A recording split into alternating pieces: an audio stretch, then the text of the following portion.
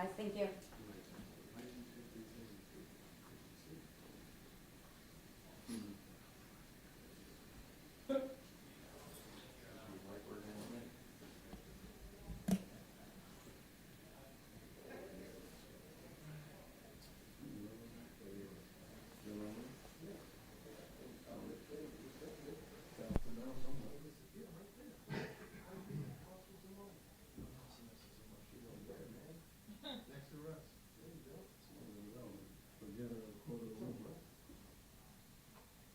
Leave the water, Otis, but you can't make it drink. Touche. See, that log is great. Turn it on the other side, all of us reporters will appreciate that. That's the same mic I used yesterday. I told William you should get one too.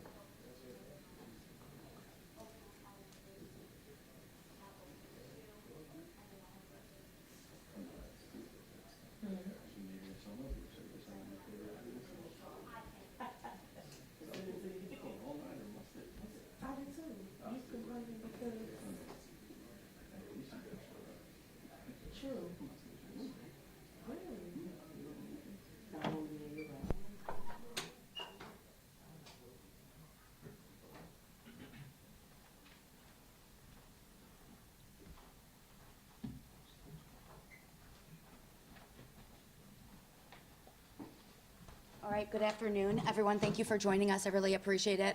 We're going to start by giving a brief update on this investigation, and for that, I'm going to turn it over to Commander Matt Thomas of North District. Good afternoon, everyone. I'm Matt Thomas. I serve as the commander of the IMPD North District. So we're here today to provide a brief update of IMPD's response in partnership with the community on the mass casualty incident that occurred on North District over the weekend. So on October 29th, just after midnight, so Saturday night going into Sunday, IMPD officers were notified via a tip of a underage party with drug use in the 5100 block of East 65th Street. IMPD sergeant arrived to the scene, assessed the scene, and began calling for immediate resources. The IMPD sergeant observed over 100 people at this location. This location is a business park, which typically has little to no activity in the evening hours. At that time, there was no indications of ongoing violence.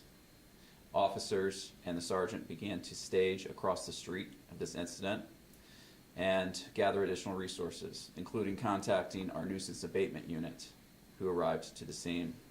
While officers were waiting for additional resources, they heard gunfire across the street at the location. Officers drove their vehicles across the street to the location, exited their vehicles, and began immediately making contact with people. Many people ran up to the officers with injuries. Many people were distraught and in the midst of suffering a lot of trauma. Officers attempted to gather as much information as they could during this incident, and they heard ongoing gunfire just outside of the door. They learned that there was a victim who was ultimately determined to be deceased at the entrance to the building. They formulated a plan, and officers immediately went into the building. They cleared the building, made contact with a lot of individuals who had barricaded themselves in various rooms, and helped them exit the building. Additional officers and medical personnel arrived to the scene, at which point medical aid, including applying tourniquets and additional emergency medical techniques, were applied to the known victims. There were several victims who were self-transported. There were others who were treated by IMPD officers and medical personnel and then transported by ambulance to area hospitals.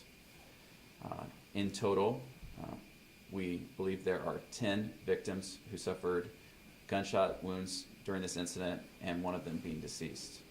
Of those 10 victims, the ages ranged from approximately 16 years old to 22 years old, 6 of them being juveniles.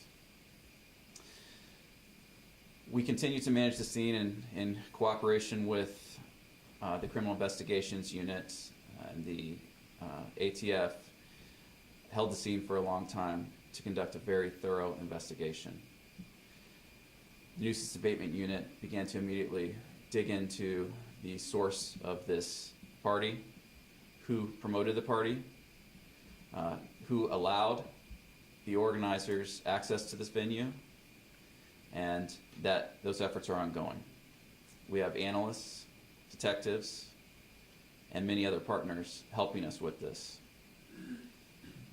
And at this time, pass it to Deputy Chief Adams. Thank you, Commander Thomas. I'd just like to first acknowledge the heroic efforts of the officers there at the scene. As you can imagine, this was a very chaotic scene, many victims to deal with that were suffering significant injuries. So I want to acknowledge that. I also want to acknowledge the families that have been impacted by this violence. And let me just say, unnecessary violence. It's something that has upset us all as a community, as a police department. Commander Thomas talked about where we are in the investigation at this point. We continue to work with our ATF partners who did rush E-Trace for us to determine the purchasers of the guns that we recovered at the scene. We recovered 6 firearms and numerous shell casings, too many to count here today. That information will be compared against our NIBIN and all of our ballistic evidence that we're able to help us determine who may have purchased these guns. In addition to that, we work with our nuisance abatement, as Commander Thomas already mentioned. We've identified the promoter, the subleaser, and the owner of the building. So we've identified those folks, and we will continue to try to put forward cases that are relevant to them. And what I mean by that is the promoter. If he or she is promoting on social media channels, we will do search warrants. I would tell parents that you need to be very vigilant about what your children are doing on social media, because this party, this unauthorized function, this unauthorized party generated by Snapchat. I'm not afraid to say that because I think parents need to recognize that. This was a private Snapchat that was promoted by the promoter and led to hundreds of kids being at an unauthorized location. So again, this is just a reminder to parents that you need to be locked into what your children are doing on social media. The other thing is you need to be locked into where your children are going. You need to have some awareness about who they're hanging out with, where they're going, and what their intentions are. Because again, this generated from social media. So Snapchat was one and Cash App was the other. So those will be the 2 platforms that we're looking at to help us try to build a case potentially against the promoter and subleaser. The Cash App was used to actually take the currency. So they weren't dealing in cash. They were charging people a monetary amount using the Cash App. So we'll be looking at those 2 social media channels. And again, I'm not afraid to tell you that. I think it's important that parents know that as we continue to try to deal with this issue in our community. And then lastly, I'll end with this. We cannot enforce our way out of this. We need parents to step up to the plate, grandparents, others that may be influence you in these children's lives to really make a difference, because this is unnecessary. A 16-year-old is dead because of, people were promoting on social media, they show up and things turn violent. And that's just unacceptable. So we'll continue to work this investigation. We have not, at this point, identified a shooter or shooters. We will continue to work towards that. Last thing I'll say before I turn it over to Chief Taylor is there were several hundred people there. Somebody saw something. Somebody recorded something on their cell phone. Media is getting stories about what occurred, and they're asking us things that we don't even know. So I'm begging you to come forward with information. No one deserves to die at 16 years old because they go to a party. And we're going to do everything as a law enforcement agency to do our part. But we need you to do your part. And if your children have something on their device, I encourage you to call us because we need that information. 327-3475. Chief Taylor.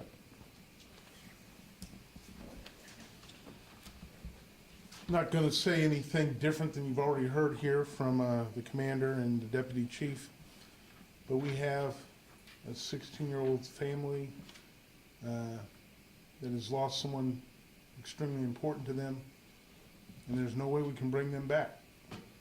I've left messages for both the mother and the father. I hope to speak with them later on in the day and give them my condolences, but to help them out any way we can. But I think the thing that we have to do is we have to understand these kind of parties, these incidents occur, and people have got to be held accountable for it. Just like your police department is held accountable for its actions, people are going to have to be held accountable for theirs. This really makes no sense to have this, but I think what's more concerning to me is just what Deputy Chief Adams said. People have information, but they're not sharing it.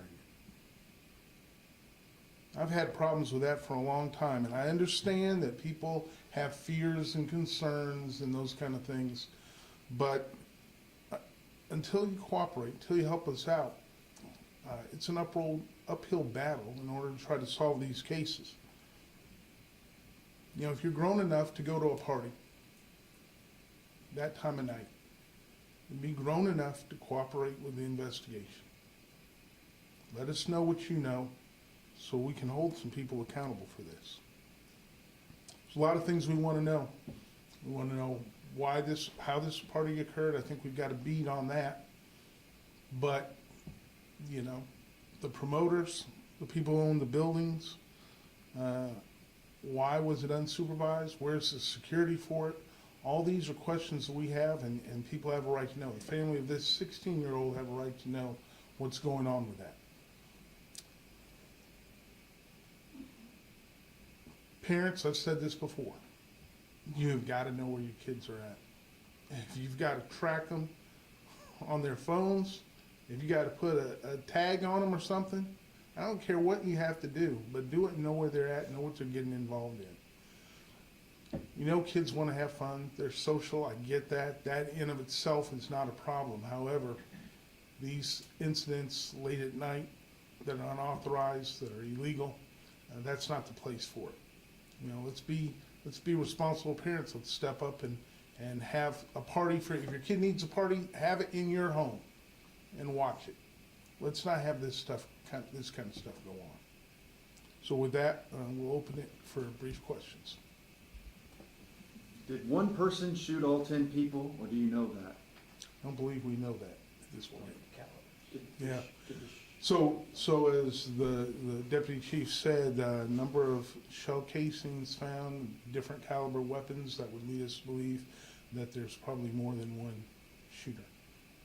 Did the shooting happen inside the buildings or was it outside? Some inside, some outside. Okay, some inside out and outside. Okay. How big of a facility is this? I don't know square footage wise how I mean, big is that it- is, but it's, 3 It- times it- the size yeah, of this it's- room, it- or? It's not designated as a dance hall. It's actually a hair studio, hair salon. There you go. Thank you. It's a hair salon that has multiple hallways and multiple kind of adjoining rooms. So it's not like a banker's life or something like that. It's more designated as a business that then was being used unauthorized to have these parties. Has this business owner given the department troubles in the past for hosting such type events? No, actually, the business owner was very cooperative. He's an elderly man. He was distraught at the scene. The problem is who he subleased to, and then the promoters. That's where the challenge lies. Have you been through to the subleaser or to the promoter yet? I'm sorry, Have Russ. you been able to contact the subleaser or the promoter yet? No, I mean, those efforts are ongoing as we continue to investigate. We've identified them, so now we want to try to, there's not really much to talk about. We're going to try to build a case. Is the department aware of a party starting at some other location and moving to this specific location where the shots were believed to be fired? Go ahead. You might have something. So specific to this, no, but we are doing research on social media and with the people that are coming forward. to determine if there was another location. At this point, this appears to be the specific location that this activity was all centered around. We'll take one more. Kendall or Chief Taylor, this is for you guys. You're very passionate about just kids, seeing the young kids there. You guys know the reports. You guys see how young those kids are walking away from the scene holding bottles of alcohol. What is your message to those parents, to those kids as we come up on Halloween weekend? Halloween. Sure. I know it's difficult, especially when they get in that 15, 16-year range. They're very mobile. I understand that. But as a parent of three, you've got to know. You've got to stay involved with these kids. Too much stuff out there for them to get into. And I am concerned as well with different holidays coming up, especially with Halloween on Tuesday. But hang out with them, go with them. Yeah, you know, find a way to know what your kid is into. Know their friends. I've said this before, especially when they get the age of driving. If they're driving somewhere, I'm asking to see that driver's license. I'm going to take a picture of it. There's no harm, no foul in that. If my kid says, you know, you're just being too nosy, well, then you stay at home. These are the things that we have to do. And I know there's good kids out there that are sometimes just in the wrong place at the wrong time. I'm not saying that being at a party in and of itself is an issue, but our kids have got to be smart, and the parents have got to be smarter. So, Can you clarify what was illegal about this event before the shooting started? Yeah, I mean, I think generally when you have a party, you're supposed to get permits to the city for a dance hall. That was not done. Obviously, if you're taking cash through a cash app, you know, there could be corrupt business influence. So those are the things that we're looking at in this particular case. I just like to say too that I appreciate all the community groups that have reached out to us in reference to what can be done. New Boy and Inner Beauty, who had several teens attending that party, reached out and said, what can we do to help? We continue to urge community groups, particularly that deal with youth violence, to continue to reach out. That's a special kind of niche, and it's difficult to reach those kids. But if we continue to pour into those groups like we have in the past, I think we'll really make some progress. And I think the groups that have reached out thus far have really taken on the challenge to say, what can we do? How can we help more? And we're going to be talking with those groups to see what we can give them to try to help this issue that we're facing in our community. Because again, it's not just a law enforcement issue. Thank you. Unrelated to this, can anyone address, well, I understand an officer that was shot last week may have more significant injuries than originally thought. Can anyone address that? Yeah, briefly. I spoke with him this morning. He's doing very well. When the round hit the floor, the bullet or the round came apart. So he has bullet fragments in his legs that may require surgery in the future. Thank you.